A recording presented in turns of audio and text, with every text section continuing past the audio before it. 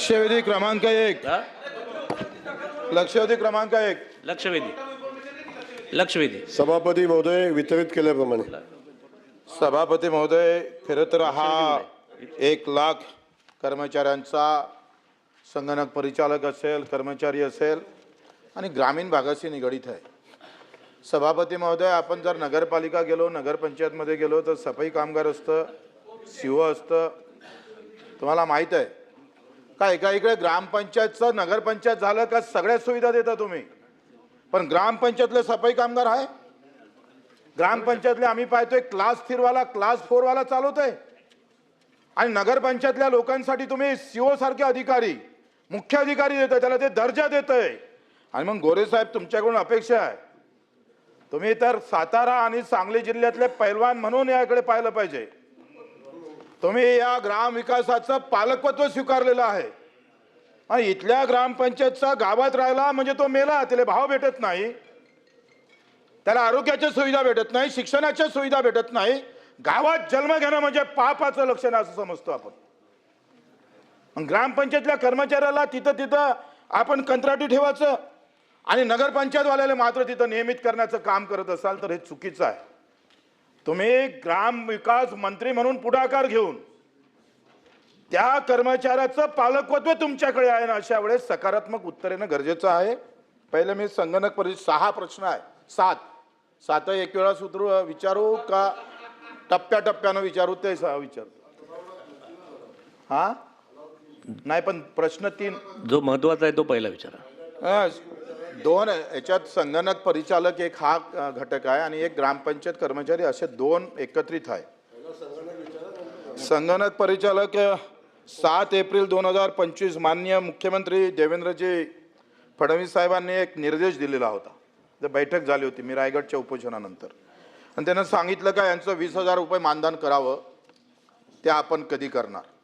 आपण जर पाहिलं, माझ्यावर इथे उत्तर आहे. हो, आणि आपण जर पाहिलं तर महाराष्ट्र राज्य फक्त 10,000 देतं, केरळ 18,000 देतं, 22,000पर्यंत जाते, तेलंगणा 15,000 देतं, गुजरात 15,000 देतं. हे इतर सगळ्या राज्यामध्ये या संगणक परिचालकांना मानधन हे जास्त आहे. जिल्हा परिषद पंचायत समितीचे संगणक परिचालक आहेत, त्यांना सुद्धा मानधन जास्त आहे, त्यांना सुविधा जास्त आहे. आणि म्हणून 7 एप्रिल 2025 रोजी जो निर्णय मुख्यमंत्र्यांनी जे निर्देश दिले त्याची अंमलबजावणी आपण मंत्री म्हणून करणार का, याचं उत्तर दिलं पाहिजे. दुसरं, सभापती महोदय, गंमत कशी आहे याच्यामध्ये? सभापती महोदय, आपण जर विचार केला तर यामध्ये एकंदरीत 321 कोटी वर्षाचा खर्च केला जातो. 321 कोटी, 237 कोटी हे संगणक परिचालकाच्या मानधनावर खर्च होतं आणि 82-84 कोटी हे कंपनी, खाजगी कंपनीच्या घशात घालतोय आपण. कायच्यासाठी घालतोय? तर सही पुरवावं लागतं, कागद पुरवावं लागतं. कागद आणि सही पुरवासाठी म्हणजे या राज्यात तर देशात मला समजतच नाही. परीक्षा घ्यायला खाजगी कंपनी, कंत्राटी कामगार नियुक्ती करायच्या नंतर खाजगी कंपनी, सगळ्या खाजगी कंपनीचा सरकार सरकारी, मंत्री सरकारी आणि कर्मचारी खाजगी कंपनी. वा, आणि आता मंत्री खाजगी कराय. सभापती महोदय, 84 कोटी रुपये का देतोय आपण? इव्हन आम्ही मुख्यमंत्र्यांनी हे म्हटलं का हे बरोबर नाही आहे, यामध्ये बदल करा. आणि त्यांनी सांगितलं हे 82 कोटी रुपये वाचवा, काही गरज नाही, कुठेही प्रशिक्षण घेत नाही. मी हे मुच्छी काढून टाकन. सभापती महोदय, या कंपनी जर एखादा रोल, एखादी शई, एखादं ट्रोनर काही पुरवलं असेल, प्रशिक्षण घेतलं असेल तर मुच्छी उखाड के घुमाऊंगा बच्ची करू. एका सगळ्या ग्रामपंचायतचे ठराव माझ्याकडे आहे. यांनी कुठेही आम्ही पाहतोय कुठलंही प्रशिक्षण घेतलं नाही, बसल्या बसल्या कंपनीत 84 कोटी रुपये उखडतं. वा, आणि आमच्या संगणकाला 10,000 रुपये पगार. अरे, तुम्ही कामगार कायद्याखाली किमान वेतन 18,000 आहे. मंत्री महोदय, आपण 10,000 काय होतं? मला वाटते याचं तुम्हाला निश्चित गांभीर्यपणे तुम्ही याचा विचार करेल. मानधनासह राष्ट्रीय ग्राम स्वराज्य अभियान आहे, त्याच्या अंतर्गत डायरेक्ट नियुक्ती करा. आता याचा प्रवास काय गमतीचा आहे लक्षात घ्या. मंत्री महोदय, तुम्हाला माहित आहे 2 प्रकारचा निधी भेटतं. 15 वित्त आयोग एक निधी देतं आणि ग्रामपंचायतच्या काही स्वनिधीतून पैसे जाते. ग्रामपंचायत पाठवते जिल्हा परिषद पाठवते RGSला, आणि मग RGS काय करतं, पुन्हा जिल्हा परिषदले, पुन्हा पंचायत समितीले, पुन्हा ग्रामपंचायतले, मग कर्मचाऱ्याले. वा, हा जो प्रवास आहे त्याची गरज काय? डायरेक्ट RGS मधून तुम्ही ग्रामपंचायतच्या त्या कर्मचाऱ्याच्या खात्यात टाका ना बाबा. ते केलं पाहिजे तुम्ही. बिलकुल जात नाही. माझ्याजवळ सगळे कागदपत्र आहे. माझ्या तुमच्या अधिकाऱ्यांना सचिवांना दिलेलं पत्र आहे माझ्याकडे, मी ते तुमच्या समोर ठेवतो लागंतर. हे सगळी माहिती, अशा प्रकारचं चुकीची जी पद्धत आहे सभापती महोदय, तुम्ही ग्रामीण भागातून येत आहे, म्हणजे आपण पाहतो जसा पूजेले ब्राह्मणाचा हात लागला पाहिजे तसा हा जो हात लावण्याचा प्रकार आहे ना, हा खऱ्या अर्थानं बंद करा. डायरेक्ट RGS मधून ग्रामपंचायतच्या खात्यात, हे दोघांसाठी प्रश्न आहे. ग्रामपंचायत कर्मचाऱ्याचं आपण तसंच करतोय आणि ग्रामपंचायत संगणक परिचालकासाठी पण तसंच करतोय. हे पद्धती बंद केली पाहिजे.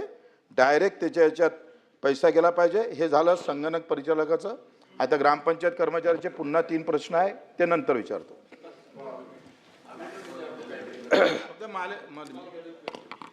सन्माननीय सभापती महोदय, सभागृहाचे सदस्य सन्माननीय बच्चू भाऊंनी संगणक परिचालकाच्या पगाराच्या संदर्भात आणि त्या सेवेसंदर्भात काय प्रश्न उपस्थित केले. पहिला तर प्रश्न त्यांनी उपस्थित केला होता की माननीय मुख्यमंत्री महोदयांनी 20,000 रुपये मानधन देतो या संदर्भात जी मीटिंग झाली होती त्या मीटिंगमध्ये त्यांनी तशा सूचना दिलेल्या होत्या. माझ्याकडं मुख्यमंत्री महोदयाच्या सूचना आमच्या सगळ्यांसाठीच, सभागृहासाठी खूप महत्त्वाच्या सूचना आहेत. या संदर्भात 7 एप्रिल 2025 रोजी जी बैठक झाली, ग्रामपंचायत संगणक परिचालक यांना खाजगी कंपनीमार्फत नियुक्त न देता ग्रामपंचायत सहाय्यक अशी स्थायी नियुक्ती देऊन 20,000 एवढी पगारवाढ द्यावी अशी आपली मागणी होती. त्यामध्ये ग्रामविकास विभागाने उचित कारवाई करावी अशा संदर्भातल्या सूचना माननीय मुख्यमंत्री महोदयांच्या आहेत आणि त्या अनुषंगानं उचित कारवाई करण्याची प्रक्रिया जी आहे ती या निमित्तानं ग्रामविकास खातं करेल, जी उचित कारवाई आहे ती. आपल्याला मी या निमित्तानं सांगेन सभापती महोदय, या संगणक परिचालकाच्या नेमणुका हा पहिला तर 2011 ते 15 संग्राम प्रकल्प म्हणून एक प्रकल्प पुढे आला आणि महाऑनलाईन शासनाच्या कंपनीकडून त्याची नेमणुका झाल्या. त्यानंतर आपले सरकार सेवा केंद्र 2016 ते 2024 CSCच्या माध्यमातून शासनाच्या कंपनीच्या माध्यमातून जी केंद्र सरकारची कंपनी आहे त्या कंपनीच्या माध्यमातून यांच्या नेमणुका झाल्या आणि ह्या नेमणुका होत असताना कधीही कर्मचारी म्हणून झालेल्या नाहीत. या नेमणुका ग्राम उद्योजक म्हणूनच झालेल्या आहेत आणि यातून या सगळ्या सेवा देत असताना संगणक परिचालक ही व्यवस्था आपण उभी केली की ग्रामपंचायतीमध्ये जेव्हा सगळं डिजिटलाइज झालं तेव्हा कॉम्प्युटर ऑपरेटर म्हणून त्याच्या नेमणुका वास्तविक झाल्या आणि ते करत असताना त्याला मानधन देत असताना त्या मानधनाच्या प्रक्रिया त्या परिस्थितीमध्ये झालेल्या होत्या. आपल्या सरकार सेवा केंद्राचं ग्रामपंचायतीच्या माध्यमातून 24 पासून 24ला त्याची मुदत संपली 25ला आणि आता नव्यानं आता हाय पॉवर कमिटीकडे हा प्रस्ताव सादर केलेला आहे. तर आपण जो मुद्दा मांडला पहिला की मुख्यमंत्री महोदयांच्या ज्या सूचना येतील त्या अनुषंगानं विभाग काम करेल, त्याच्यामध्ये कुठली अडचण येणार नाही. यामध्ये आपण सांगितलं की कंपनी न नेमता याचा डायरेक्ट याचे कर्मचाऱ्यांची नेमणूक कराव्यात या संदर्भात आपण सांगितलं. पहिलाच विषय मी आधी क्लिअर केला की याची नेमणूकच मुळात ग्रामपंचायत कर्मचारी म्हणून झालेली नाही, ग्राम उद्योजक म्हणून नेमणूक झाली आणि ती नेमणूक करत असताना त्यांच्याकडून काही सेवा मिळाव्यात अशा पद्धतीची भूमिका शासनाची होती. त्या सेवा ग्रामपंचायतीच्या ज्या सेवा या निमित्ताने मिळाव्या ते जे दाखले आपण 10,000 त्याला मानधन देतो, पूर्वी 7 देत होतो ते 10 केलं, आता 10,000 मानधन देत असताना हे मानधनापुरता मर्यादित हा विषय नाही बच्चू भाऊ. या संगणक परिचालकांनी ग्रामपंचायतीमध्ये 1 ते 23 संगणकीकृत दाखले देणे, त्यांनी नाही 47 प्रकारची कामं नाही ते दाखले द्यावेत अशा पद्धतीचा विषय आहे. संगणक परिचालकाचं काम आहे ते तर करायला, त्याच्या ॲडिशनल त्यांनी जे कामं केलं म्हणजे जन्ममृत्यूचा दाखला असेल, विवाह नोंदणीचा दाखला असेल, दारिद्र्यरेषेखालचा दाखला असेल, आधार कार्ड असेल, या सगळ्या सेवा देत असताना त्या सेवेच्या अनुषंगानं त्यांना त्या सेवेत दाखल्याच्या मोबदल्यात पैसे घेता येतात, त्यांना ते पैसे मिळतात. आणि म्हणजे त्यासोबत आपण आणखीन काय सेवा म्हणजे अगदी रेल्वे तिकीट बुकिंग असेल, पासपोर्ट काढण्याचा विषय असेल, फास्टॅगचा विषय असेल, पीक विम्याचा विषय असेल, एक पीक विमाचा फॉर्म भरला त्याला 22 रुपये देतो आपण, शेतकरी सन्मान योजनेचा फॉर्म भरला 10,000 रुपये देतो आपण, पासपोर्टला 65 रुपये फॉर्म भरला आपण 65 रुपये देतो. या सगळ्या सेवा देऊन त्यांनी अधिकचे पैसे या निमित्तानं मिळवण्यासाठी आपण महाई सेवा केंद्र जसं देतो, आपण सेतू केंद्र जसं देतो, त्या पार्श्वभूमीवर या सगळ्या सेवा त्यांनी ग्रामपंचायतीच्या कार्यालयातून दिल्या पाहिजेत. अशा पद्धतीचे वास्तविक पाहता याच्यातून हा विषय होतो. आणि त्या सेवा देऊन या संगणक परिचालकाला, आपल्याला माहितीसाठी सांगतो, असे अनेक संगणक परिचालक आहेत. मला त्यांच्याबद्दल अभिमान पण आहे की अनेक संगणक परिचालक हे खूप चांगले दाखल्याचं काम करतात, खूप चांगल्या सेवा देतात. खास करून माझाच एक कार्यकर्ता आहे, अशी सेवा देतो, महिन्याला तो 50, 60, 70 हजार रुपये मिळवतो. अशा पद्धतीचं काम तो करतो. आणि मी ऐका बच्चू भाऊ, ऐकून घ्या. तुमचं ऐकलंय मी उत्तर, माझं उत्तर ऐकल्यावर ऑब्जेक्शन घ्या तुम्ही, बसा खाली. माझं उत्तर ऐकलं द्या ना तुम्ही. मी अजिबात चुकीचं उत्तर देत नाही. मी जबाबदारीनं बोलतोय. त्या कर्मचारी संगणक परिचालकाचं नावही सांगेन मी. आणि आत्ता आपण बोलला तरी तो तुम्हाला बाहेर गेल्यावर सांगेल की किती उत्पन्न आहे त्याचं, हेही त्यात सांगेल. मी काय सांगतो की सगळ्यांना मिळतं असं माझं म्हणणं नाही. पण जे संगणक परिचालक चांगली सेवा देतात, हे दाखले देण्याचं काम करतात, ज्या सेवा सेतूमध्ये मिळतात त्या सेवा आपण पंचायतीमध्ये देऊ शकतो, ज्या सेवा आपल्याला महाई सेवा केंद्रामध्ये आपण देतो त्या सेवा आपण इथून संगणक परिचालक देऊ शकतो. या जर सगळ्या सेवा आपण दिल्या तर त्याला चांगलं उत्पन्न या माध्यमातून त्यांनी मिळवावं. उद्योजक म्हणूनच त्याची नेमणूक आहे आणि हे काम त्यांनी करावं, हा त्याच्यामागचा आमचा उद्देश होता. आणि त्यातून त्यांनी आता व्यावसायिक दाखले देण्याची एवढी मोठी लिस्ट आहे, याच्यामध्ये किती पैसे मिळतात दाखला दिल्यानंतर याची लिस्ट आहे. तर हे दाखले, ह्या सेवा दिल्या पाहिजेत ग्रामपंचायत, त्या सेवा ग्रामपंचायतीमध्ये मिळाल्या पाहिजेत. यासाठी बच्चूभाऊ आपणही प्रयत्न केले पाहिजेत. त्या संगणक परिचालकांना सांगितलं पाहिजे या सगळ्या सेवा तुम्ही ग्रामपंचायतीमध्ये द्या. लोकांना तालुक्याच्या ठिकाणी हेलपाटे घालायला लावू नका, सेतू केंद्रामध्ये जायला लावू नका, बाकीच्या व्यवस्था करू नका. त्यामुळं अनेक संगणक परिचालक हे खूप चांगलं काम करतात त्या निमित्तानं, आणि त्यातून त्यांनी अधिकचे उत्पन्न मिळवावं अशा पद्धतीची शासनाची भूमिका आहे. त्यामुळं आपण या संदर्भात त्यांना वारंवार प्रशिक्षणाचा विषय आपला आला, मध्ये जी कंपनी आहे त्याच्या संदर्भात विषय आला. कंपनीचं फक्त टोनर देणं आणि रोल देणं एवढा विषय नाही बच्चूभाऊ, त्याचं या ठिकाणी कंपनीनं सॉफ्टवेअर देण्याची जबाबदारी आहे. हे आपण टोनरचे पैसे आणि त्या रोलचे पैसे देतो असं नाही. सॉफ्टवेअर देत असताना हे सगळे दाखले जेव्हा ऑनलाईन देतात त्यासाठी, या सेवा देण्यासाठी जे सॉफ्टवेअर असतं तेही त्या कंपनीने देणं कंपनीला बंधनकारक आहे. अशा पद्धतीचं सॉफ्टवेअर देत असताना मध्यंतरी 1 वर्षाच्या कालखंडामध्ये काही अडचणी आल्या, त्या कंपनीचं टेंडर आम्ही काम संपलं, त्या कंपनीला थांबवलं. आता नव्यानं आम्ही सॉफ्टवेअर डेव्हलप करून नव्यानं त्या कंपनीला अपॉइंट करण्यासंदर्भात हाय पॉवर कमिटीला आमचा प्रस्ताव आहे. हाय पॉवर कमिटीमध्ये तो प्रस्ताव मंजूर झाल्यानंतर ती प्रक्रिया केली जाईल. परंतु ग्रामपंचायतीमध्ये या सगळ्या सेवा मिळाल्या पाहिजेत आणि संगणक परिचालक हा त्याच्यासाठी आपण अपॉइंट केलेला आहे, त्या सगळ्या सेवा मिळाल्या पाहिजेत अशा पद्धतीची भूमिका या निमित्तानं शासनाच्या आहे. आपण पगारवाढीच्या संदर्भात जी भूमिका सांगितली या ठिकाणी, मानधनाच्या संदर्भात पगारवाढीच्या संदर्भात सांगितलं की डायरेक्ट दिला पाहिजे. आता ग्रामपंचायतीतून ते पैसे येतात, ते पैसे RJSला येतात, जिल्हा परिषदेच्या माध्यमातून RJSला आल्यानंतर मात्र तो पगार संगणक परिचालकाच्या अकाउंटमध्ये जायला, पुन्हा ग्रामपंचायतीमध्ये जायला लागत नाही. त्यामुळं आपण जी म्हटला त्याला पगार देण्यासंदर्भातली भूमिका सांगितली, ते RJSY मधून ते पगार संगणक परिचालकाच्या अकाउंटमध्ये जातो. तो पुन्हा ग्रामपंचायतीला जाण्याची आवश्यकता नाही. हे या निमित्तानं आपल्याला मी सांगतो. त्यामुळं संगणक परिचालक ही व्यवस्था आहे आणि व्यवस्था खूप चांगल्या पद्धतीने चालली पाहिजे आणि त्या व्यवस्थेच्या माध्यमातून गावागावातल्या खेड्यातल्या लोकांना त्या सेवेचा उपयोग झाला पाहिजे, ही शासनाची भूमिका आहे. आणि त्यासाठी आपण सातत्यानं प्रयत्न करत असतो, हे शासनाच्या वतीने मी आपल्याला सांगेन.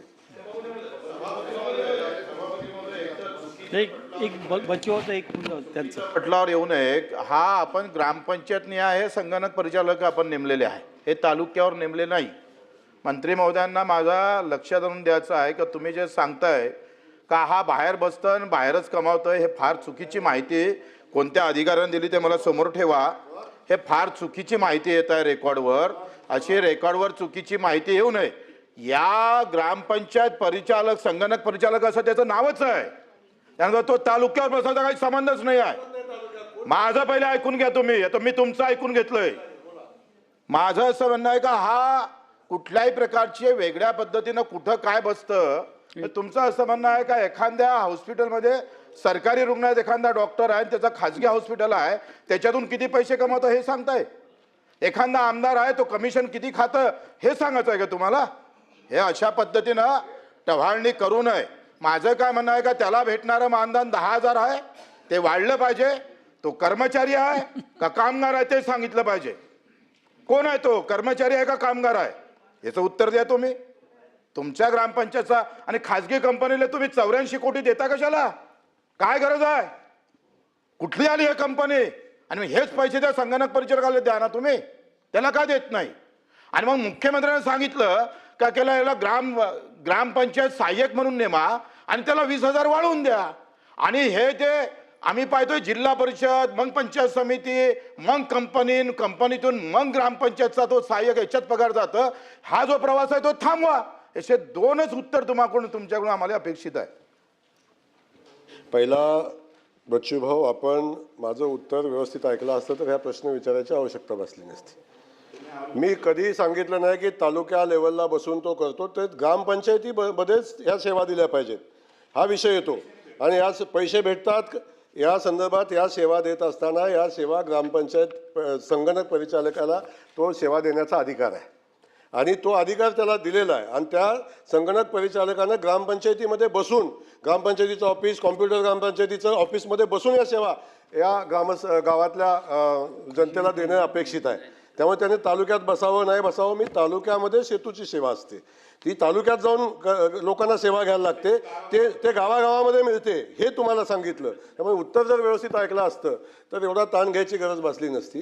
त्यामुळे मी आपल्याला या निमित्तानं सांगेन की ही जी परिस्थिती या ठिकाणी निर्माण झालेली आहे किंवा आपण जी मांडताय त्यामध्ये आपण गावागावामध्ये महाई सेवा केंद्र तालुक्यामध्ये आपण काढायचा प्रयत्न करतो, त्यातून सेवा द्यायचा प्रयत्न करतो. हा ग्राम उद्योजक म्हणून याची नेमणूक आहे, हा पहिला विषय. त्यानं हा उद्योग व्यवसाय केला पाहिजे की हे दाखले देणं, बाकीच्या सेवा देणं हाही त्याच्यामध्ये केला पाहिजे. पूर्ण उत्तर होऊ द्या ना. चला अजून पुढचा प्रश्न. काय उत्तर सांगायला पाहिजे. असं तसं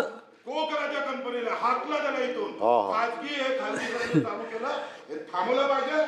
18-10,000चा पगार या राज्यामध्ये कोणीच करत नाही. 10,000 मानधन त्याला 18,000 किमान वेतन कायदा लागू केला पाहिजे. हे तुम्ही करणार आहे का? जे मुख्यमंत्र्यांना निर्देश दिले त्याच्या संदर्भात बोला ना साहेब. मी आपल्याला या ठिकाणी बच्चूभाऊ का सांगितलं की शासनाचा कर्मचारी म्हणून याची नेमणूक केलेली नाही, ग्राम उद्योजक म्हणून त्याची नेमणूक केलेली आहे. आणि त्याला या सेवा देत असताना ग्रामपंचायतीमध्ये कॉम्प्युटर ऑपरेटर म्हणून काम करत असताना त्याला जे मानधन मिळतंय त्याच्या पुढच्या सेवा देऊन त्यातून त्यांनी पैसे मिळवणं अपेक्षित आहे. त्यामुळे आपण विनाकारण याचा विषयावर चर्चा होणं उचित नाही. पुन्हा परब साहेब बर माझा प्रश्नच नाहीये, प्रश्न त्यांचाच आहे दोघांचा. ते म्हणतात तुम्ही पोथी पुराण सांगताय, हे म्हणतात मी सांगतो ते तू ऐक. आता ह्यांचं काय ते मिटवा एकदा, काय ते पहिलं प्रश्न माझा नाही, मी विचारलाच नाही प्रश्न. अरे नाही मग भाई, प्रश्न भाईनी विचारलाय. मग तुम्ही मला पडलेला प्रश्न सोडवा जरा. बरोबर ठीक आहे. बसा. सभापती महोदय नाही, ते बाजूला बसले, तुम्ही मध्यस्थीची तुम्हाला गरज नाही. सभापती महोदय, प्रश्न असा आहे की एखाद्या व्यक्तीची जेव्हा आपण सेवा घेतो त्याला काही नावं द्या, त्याला नॉमेनक्लेचर म्हणतात. तुम्हाला ही सबब नाही सांगता येणार आता, कारण या देशामध्ये 4 कोड लागू झाले कामगारांचे.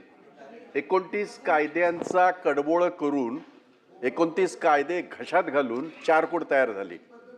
पण त्या 4 कोडमध्ये एक गोष्ट चांगली झाली जी आम्ही विरोधक असून मान्य केलेली आहे. एक गोष्ट अशी चांगली झाली आहे, या देशामध्ये असलेला 60% जो ऑर्गनाइज सेक्टर होता आणि 93% अनऑर्गनाइज सेक्टर होता त्याला सोशल नेटमध्ये आणण्यात आलं. हा एक सोशल नेटचा भाग आहे. ज्यांच्या सेवा आपण घेतो त्यांना त्यांचा उचित मोबदला द्यायला पाहिजे हे कोडमध्येच आहे. आणि हे कोडमध्ये असताना तुम्ही त्याच्या नॉमेनक्लेचरकडे जाऊच नका ना, तुम्ही त्याला काय नाव दिलंय वगैरे. त्याच्या सेवा घेताय आणि त्याच्या सेवेचा मोबदला द्या, एवढं साधं गणित आहे ते. आणि त्याची नोंद राज्याच्या मुख्यमंत्र्यांनी सुद्धा घेतली. ही मोठी गोष्ट आहे. कारण त्यांनीच या सभागृहामध्ये घोषणा केली की महाराष्ट्राने 4 कोड स्वीकारलेले आहेत आणि ते 4 कोड स्वीकारल्याच्या नंतर आपण आपले रूल्स बनवतोय. अजून ते फायनल झाले नाही झाले मला माहित नाही, कारण 1-2 बैठकांना मी होतो.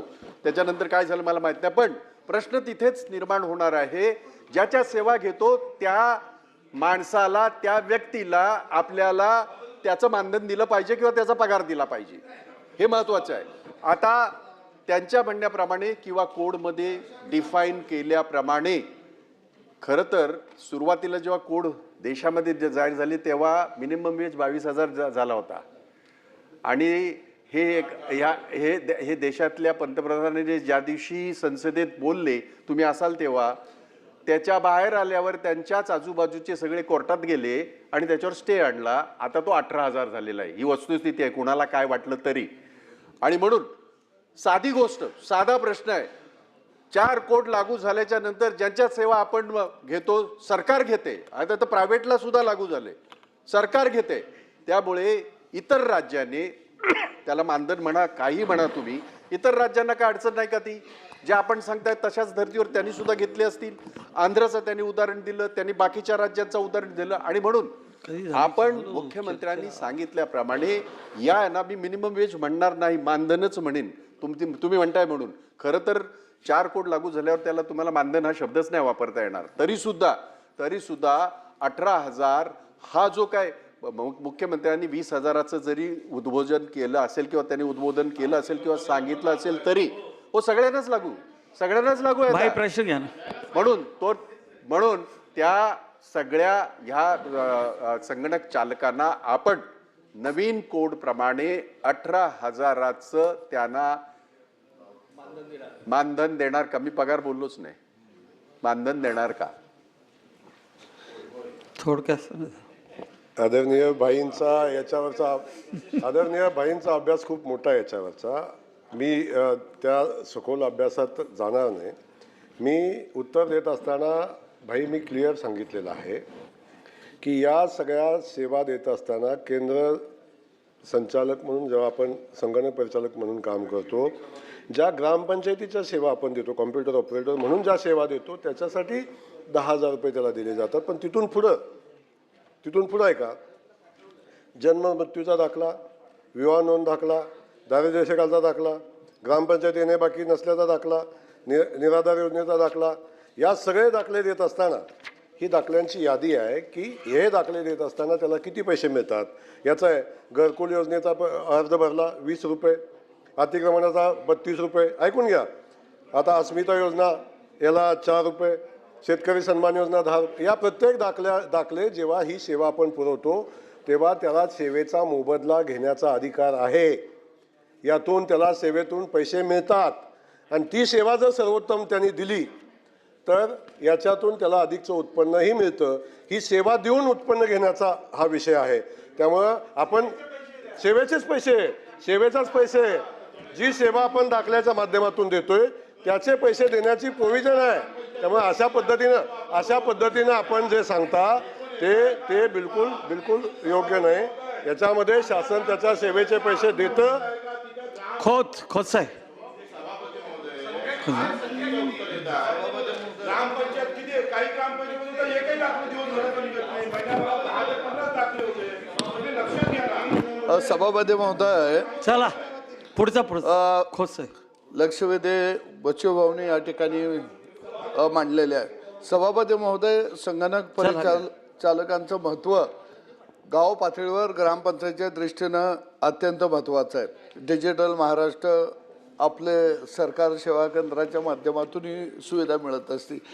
मुळामध्ये बच्चूभाऊनी जो मंत्री महोदय एक मुद्दा मांडला की आपण ग्रामपंचायत सहाय्यक म्हणून आपण त्याला दर्जा देणार आहे का, दुसऱ्या बाजूला आपण त्यांना जे पेमेंट देत आहे ते कॉन्ट्रॅक्टदाराच्या माध्यमातून द्यायची काही गरज आहे. कारण आपण एका बाजूला डिजिटल महाराष्ट्र म्हणतोय, मग डायरेक्ट देऊ शकतो. तो कॉन्ट्रॅक्टदाराला जी रक्कम जात आहे ती रक्कम त्याला पगारामध्ये आपण वाढ देऊ शकतो. दुसरी त्यांची जी मागणी आहे की त्यांना आपण ग्रामपंचायतचे सहाय्यक म्हणून जर आपण त्यांना संबोधित असू तर ग्रामपंचायतमध्ये त्यांचा समावेश करा.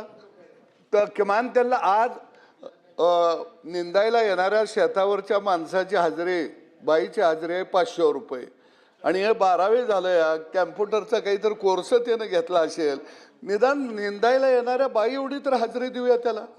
आता बारकी ग्रामपंचायत आहे, तिथे इतर दाखल्याचे पैसे मिळत नाहीत. जयभाऊ, तुम्ही तडफदार मंत्री आहात, ग्रामीण भागातनं आलेला आहात, दुष्काळ भागातनं आलेला आहात, ग्रामपंचायतपासून वर आलेला आहात. आणि म्हणून मला वाटतं डिजिटल इंडिया, डिजिटल महाराष्ट्र हा जर खऱ्या अर्थानं आपल्याला घडवायचा असेल तर या जे आहेत संगणक प्रश्न घ्या. परिचालक यांना आपण या ठिकाणी ग्रामपंचायतचे सहाय्यक म्हणून ही जर त्यांना पद दिलं आणि ग्रामपंचायत थ्रू त्यांना पैसे आपण देऊया. ग्रामपंचायतमध्ये तुम्ही काही डायरेक्ट योजना तुम्ही राबवत आहे ग्रामपंचायतच्या माध्यमातून, आणि मग मध्ये दलाल कशाला पाहिजे? किती वेळ झाला? ते काय काम करतोय? तो कागद देत नाही, पेन देत नाही, गावात काय चाललंय त्याला माहीत नाही. आणि म्हणून मला वाटतं याबाबत आपलं धोरण काय. सभापती महोदय, आता प्रश्न पुन्हा पुन्हा तोच प्रश्न आहे. मी मगाशी आपल्याला बोलताना सांगितलं की ग्राम उद्योजक म्हणून खात्यामध्येच त्याच्या पैसे जातात, पण त्याच्यासाठी त्याची नेमणूक नाही आहे कंपनी, समजून घ्या. या सगळ्या सेवा द्यायला कुठलं सॉफ्टवेअर लागेल की नाही लागेल? या सेवा काय डायरेक्ट ग्रामपंचायतीच्या पुस्तकातून नाही मिळणार ना. या सेवा द्यायला जे सॉफ्टवेअर लागतं ते सॉफ्टवेअर ते कंपनी पुरवते. हे एवढे दाखले सदाभाऊ जे 360 दाखले द्यायचे आहेत, याच्यासाठी या निमित्तानं सॉफ्टवेअर लागतं. आणि या सगळ्या व्यवस्था उभ्या करत असताना मी आपल्याला सांगेन सभापती महोदय, या नेमणुका करत असताना ग्राम उद्योजक म्हणून याच्या नेमणुका झालेल्या आहेत. आता ही सेवा ग्रामपंचायतीच्या लेवललाच सेवा दिली जाते आणि या सेवा देत असताना ग्रामपंचायतीनं त्यांना पैसे देणं अपेक्षित आहे, परंतु ही सेवा व्यवस्थित चालावी. आपण बघतो आता कर्मचाऱ्याचा विषय तुम्ही सांगितला, ग्रामपंचायतीचा शिपाई आहे, शिपायाला पगार देत असताना अनेक ग्रामपंचायती आहेत की शिपायाचा पगार कसा होतो तुम्हाला माहिती आहे. त्याच्यासाठी शासनानं अनुदान, आता शासन अनुदान देते, ग्रामपंचायतीला मदत करते. या सगळ्या गोष्टी आपण बघितल्या. शेवटी शासन सगळ्याची जबाबदारी घेत असतं, परंतु या प्रक्रियेमध्ये जर या सेवा प्रॉपर दिल्या, व्यवस्थित दिल्या, शासनाला हेच अपेक्षित आहे की ज्या सेवेसाठी एखाद्या गावखेड्यातल्या माणसाला तालुक्याच्या ठिकाण जायला लागतं, ऐका ना, तालुक्याच्या ठिकाण जायला लागतं. आपण म्हणला एखाद्या ग्रामपंचायत छोटी आहे तिथं दाखले कमी मिळतात. छोटी ग्रामपंचायत आहे तेव्हा एका संगणक परिचालकाला 3 ग्रामपंचायती दिलेल्या आहेत. त्यामुळे 3 ग्रामपंचायती मिळून एक संगणक परिचालक आहे. त्यामुळं या सगळ्या गोष्टी बघत असताना या सगळ्या सेवा देणं ग्रामपंचायतीमध्ये संगणक परिचालकांना दिल्या पाहिजेत हे अपेक्षित आहे आणि त्या अनुषंगाने त्याच्या नेमणुका केलेल्या आहेत. प्रज्ञाताई, एक मिनिट. सभापती महोदय, ग्रामपंचायत कर्मचाऱ्यांना जिल्हा परिषदेमध्ये 10% आरक्षण मंजूर असते, परंतु हिंगोली जिल्हा परिषदेमध्ये 2006 पासून ते आजपर्यंत जाहिरातीने 955 पदे भरलेली आहेत आणि त्याच्या 10% म्हणजे 90 पदे भरणे आवश्यक होते, परंतु त्यांनी फक्त 72 पदेच भरलेली आहेत आणि 18 पदे ही रिकामी आहे. तर शासन म्हणते की 19 ऑगस्ट 5 या अधिसूचनेनुसार अनुशेष शिल्लक राहत नाही, तर 19/8/2005च्या अधिसूचनेनुसार थोडक्यात विचार. अनुशेष शिल्लक सुद्धा ठेवता येत नाही व शिल्लक असल्यास पुढील पदभरतीत ते पद रिक्त दाखवून पुन्हा भरता येते. परंतु आजही ह्या ज्या 18 पदे भरलेली नाहीत त्यावरती मंत्री महोदय ही पदे भरती करण्यासाठी आज तत्काळ निर्देश देणार आहेत का? धन्यवाद सभापती महोदय. सभापती महोदय, तपासून घेऊ आणि आवश्यकता असेल त्या ठिकाणी आवश्यकता असेल तर नक्की तसे निर्देश दिले जातील. सभापती महोदय, बच्चूभाई तुमचीच बाजू घेतोय. बच्चूभाई तुमचीच बाजू घेतोय. एक विषय आहे आणि ग्रामपंचायत कर्मचाऱ्याचा हा एक दुसरा विषय आहे. मला वाटते पुन्हा चर्चा विस्कळीत होत चाललेली आहे. माझं असं म्हणणं आहे का माझा दुसरा जो ग्रामपंचायत कर्मचाऱ्याचा प्रश्न आहे तो विचारून घेतो, मग बाकीच्यांना विचारायला तुम्ही संधी नाही, द्या. आता म्हणजे तो काय असं वाटतं की याच्यावर आपला प्रश्न मार्ग निघणार नाही. प्रसादजी तरी बोलत एक एक प्रश्न प्रत्येकाला विचारून ते कन्क्लुजनला येणारच नाहीये. लक्षवेधी माझी आहे. काय झालं हो, सभापती महोदय, संगणक परिचालकाचा विषय त्यांनी 84 कोटी रुपये खाजगी कंपनीला द्यायचं ठरलंय, देऊ द्या, काही हरकत नाही, ते लॉस झाला तरी चालतं देतो ना, सरकारचा. तुम्हाला वेळ देतो ना. पण मला कर्मचाऱ्याबाबत जे बोलायचं आहे ते राहून जाईल ना. नाही देतो ना, देतो वेळ देतो ना तुम्हाला. बोला. तर हा बच्चूभाई जे म्हणतात ते बरोबर आहे. प्रश्न भरकटत गेला. ग्रामपंचायत कर्मचारी आणि संगणक चालक हे दोन वेगळे विषय. यामध्ये कदाचित तो विषय मंत्री महोदयांनी उत्तर दिलं, पण जे अपेक्षित उत्तर आहे ते बच्चूभाईला मिळालं नाही. त्यांचं म्हणणं फार स्पष्ट आहे. तुम्ही सरकारने चांगली भूमिका केली, उद्योजक निर्माण करायचे, सरकार नेमणार, जिल्हा परिषदेला पाठवणार, जिल्हा परिषद ग्रामपंचायतीला पाठवणार, ग्रामपंचायत त्याला देणार. त्याच्यामध्ये त्याचा जो मिनिमम वेजेस केंद्रीय नियमाप्रमाणे राज्याच्या नियमाप्रमाणे तो मिनिमम 20-22 हजाराचा असला पाहिजे, त्याला ते 10,000 रुपये मिळतात. ही सेम पद्धत जी आहे मध्य प्रदेशमध्ये, तामिळनाडूमध्ये सुरू आहे. आता माननीय मंत्री महोदयांचं म्हणणं असं आहे की त्याच्याकडे काम कमी आहे. मध्य प्रदेशमध्ये जी चालतं त्याच्यावरती अभ्यास माननीय मंत्री महोदयांनी करावा. जो एक ग्रामपंचायतमध्ये आपण सेवक नेमतो त्याला उद्योजक म्हणा, कर्मचारी म्हणा, काही म्हणा, त्याला मिनिमम वेजेस द्या. मग त्याच्याकडनं पाहिजे तर लाईटचं मीटर पोचवायचं काम करा, इतर सरकारी योजना पोचवण्याचं काम करा, त्याला ग्रामपंचायतीची छोटी मोठी काम करण्याचं काम करा, पण त्यांना मिनिमम वेजेस द्या. ही बच्चूभाऊची भूमिका आहे. माझं सरकारला म्हणणं आहे की जर या प्रश्नाचा मार्ग निघत नसेल तर माननीय मंत्री महोदयांनी एक बैठक लावावी आणि परिचालक आणि कर्मचारी हे अधिवेशन संपायच्या आत 2-3 दिवसात ती बैठक घेऊन निर्णय सभागृहात सांगावा. फार स्पष्ट म्हणणं आहे. बरोबर आहे. मला असंच वाटतं की मंत्री महोदयांनी एक बैठक लावावी, बच्चूभाऊला बोलवा, संघटनेचे काही लोकही बोलवा, सर्व प्रतिनिधी जे जे येतील त्यांना बोलवा.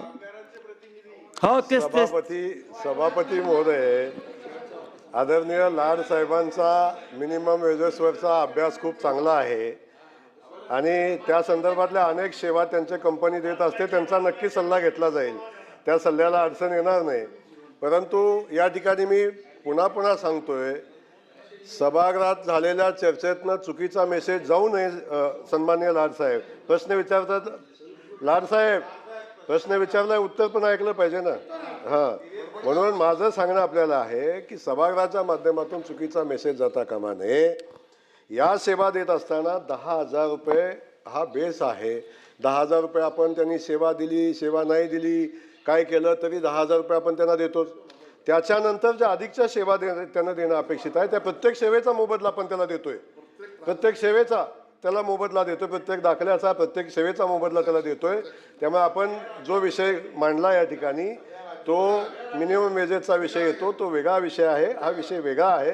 त्यामुळं संगणक परिचालकानं आणखीन काम करणं अपेक्षित आहे, लोकांना सेवा देणं अपेक्षित आहे आणि त्यातून त्यानं उद्योजक म्हणून पुढे येणं अपेक्षित आहे. चला लक्ष दे. नाही, मीटिंग घेतात ना, मीटिंग मंत्री महोदय एक बैठक घ्या ना. हे पैसे जे देतो ना 84 कोटी रुपये, हे आपण फक्त टोनरशाही प्रशिक्षणासाठी देतोय. तुमचं चुकीची माहिती येऊ नये, नाहीतर मला हक्कभंग टाकावं लागेल. चुकीची माहिती आली नाही पाहिजे, रेकॉर्डवर घ्या. ह्या अशा पद्धतीच्या चुकीच्या माहिती मंत्री महोदयाने देऊ नये का सॉफ्टवेअरचे पैसे आपण कंपनीला देतो, देतच नाही, मुच्छी उडून टाका.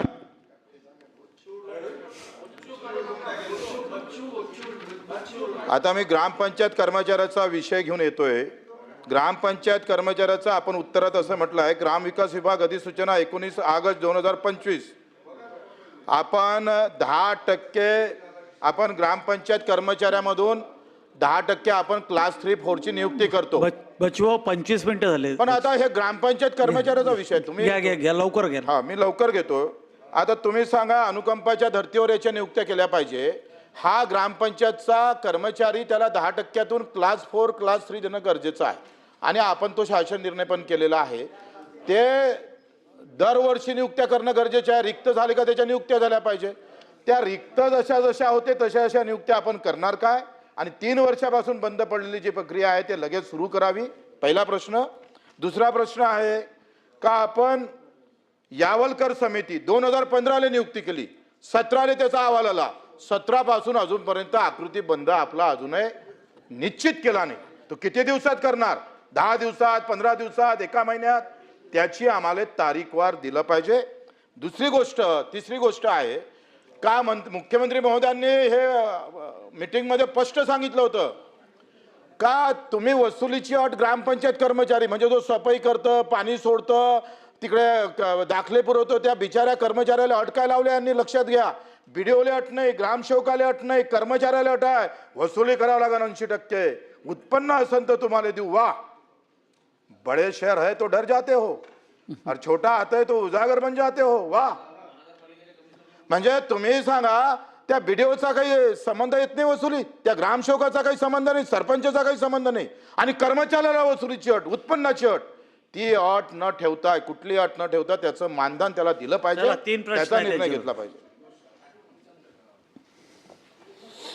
सन्माननीय सदस्य बच्चूभाऊंच्या मिसेसची मला खूप काळजी आहे, त्यामुळे तशी वेळ येणार नाही. मी या ठिकाणी म्हणून म्हणलं त्यामुळे तशी मिशीवर वेळ येऊन देणार नाही. तुमच्या मिशीचं संरक्षण करण्याची जबाबदारी आम्ही निश्चितपणे घेऊ. त्यामुळं या ठिकाणी सन्माननीय बच्चूभाऊंनी आता जो प्रश्न या ठिकाणी विचारला, बच्चूभाऊ, ग्रामविकास विभागाच्या विभाग अधिसूचना 19/8/2005 मधील तरतुदीनुसार 10% कोट्यातील ग्रामपंचायतीच्या भरतीच्या प्रक्रियेचा विषय आहे. आपण म्हणता हे खरं आहे की 3 वर्षापासून ती भरती झाली नाही, त्यामुळं ग्रामपंचायत कर्मचाऱ्यांनाही 10% कोटा मिळाला नाही, त्यामुळे त्यांची भरती झाली नाही. त्या संदर्भात भरतीच्या अधिसूचनेच्या तरतुदीच्या नुसार जिल्हा परिषदेच्या पदभरतीची जाहिरात जो विषय आहे तो लवकरच या संदर्भातल्या सूचना देण्यात येतील. ज्या ज्या ठिकाणी पदं रिक्त आहेत ती पदं भरण्यासंदर्भातली प्रक्रिया लवकरात लवकर चालू करण्याच्या सूचना या निमित्तानं देण्यात येतील. दुसरा प्रश्न आपण विचारला आकृतीबंध निश्चितीचा विषय आहे.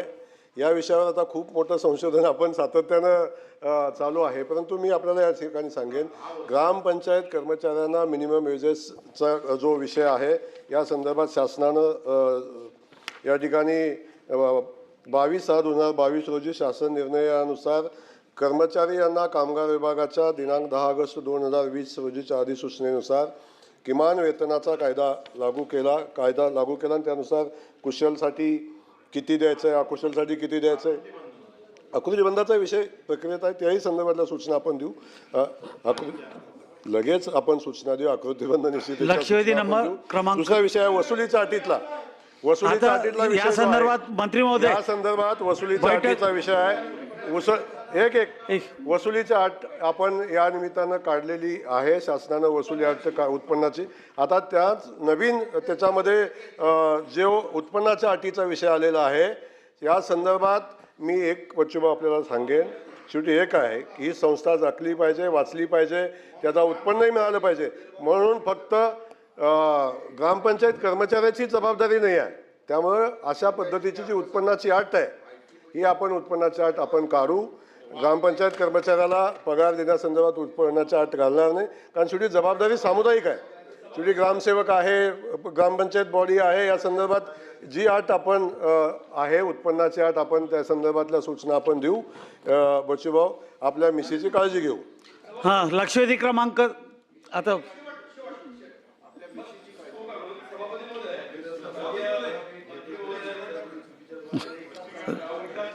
तेव्हापासून या विभागामध्ये जबरदस्त घोडदौड करतात आहे. एक विनंती फक्त माननीय मंत्री महोदयांना आहे, संगणकांच्या विषयामध्ये आपण कमीत कमी मिनिमम लेवलला ज्यांना एजन्सी दिली त्यांना तर नक्की आग्रह करू शकतो की तुम्ही याच्यामध्ये वाढ करा म्हणून. सरकार म्हणून जर आपण याच्यात आग्रह करू शकलो तर त्यांच्या मानधनात वाढ होईल. आणि बरोबरीने मला एक छोटा प्रश्न या निमित्ताने मंत्री महोदय तुम्हाला विचारत आहे की मुदत संपलेल्या ग्रामपंचायतीवर आपण प्रशासक करण्याचा क्रांतिकारी निर्णय घेतला, पण मुंबई उच्च न्यायालयाच्या 18 मार्चच्या आदेशात नवीन धोरणात्मक निर्णयामुळे याला स्थगिती आलेली आहे.